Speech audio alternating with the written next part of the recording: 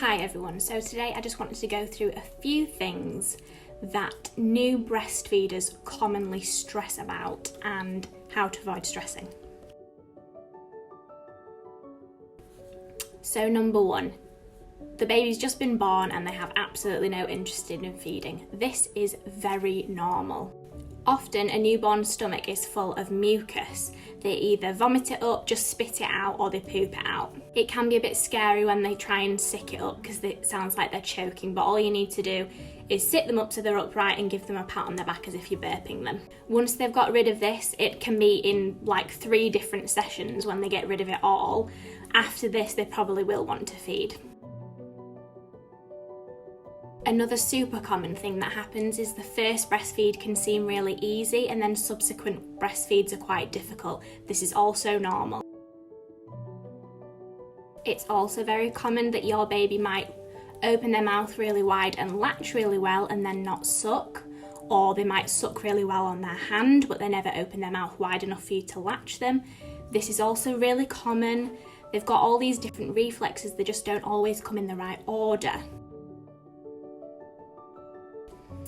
A full-grown, full-term, healthy newborn can go with no additional food for the first 48 hours of life without any health concerns. We would always encourage that you look out for any signs of dehydration or low blood sugar, but we wouldn't give formula just because the baby's not had any food in that first 48 hours unless we saw a clinical reason. Some people worry about or even dismiss breastfeeding completely because they've had previous surgery or nipple piercings or anything like that to do with their breasts. It's very rarely a problem, so it's a really good idea to try and hand express beforehand so that you've got that confidence and you know that you can produce milk. And if you can at that point, then you can ask for some clinical input and help with that. Similarly, with any conditions that you might have or any medication that you're on, always ask your doctor, midwife or pharmacist and they will let you know if it's okay to breastfeed. One of the biggest things that people stress about is that they're not going to have enough milk or any milk at all, and they nearly always bring emergency formula just in case. But there's 2 things to discuss here. First, I've just said about the 48 hours with no food, the baby's going to be absolutely fine.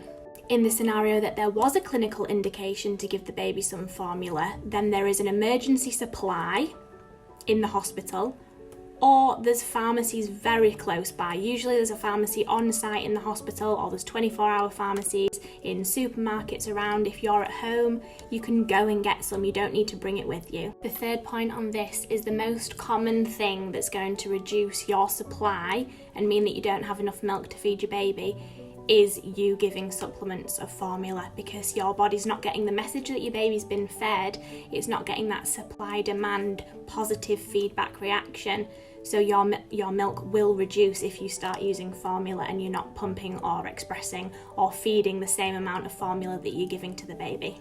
So the most important thing on that is to have confidence in yourself and in your body.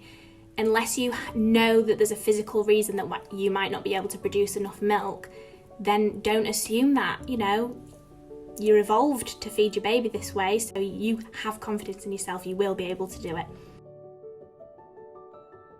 Another thing people worry about is not being able to see how much milk their baby's getting when they're breastfeeding, because it's obviously going straight from inside you to inside the baby without any visualization of the milk. So for this, it's really good if you visualize and feel the baby's nappies so you can see how wet they are and how heavy they are. If they're weeing and pooing regularly, then you can see that they are being hydrated because there's no other place for that urine to come from. If you do have any genuine concerns that your baby may have low blood sugar or is dehydrated, then always seek medical advice.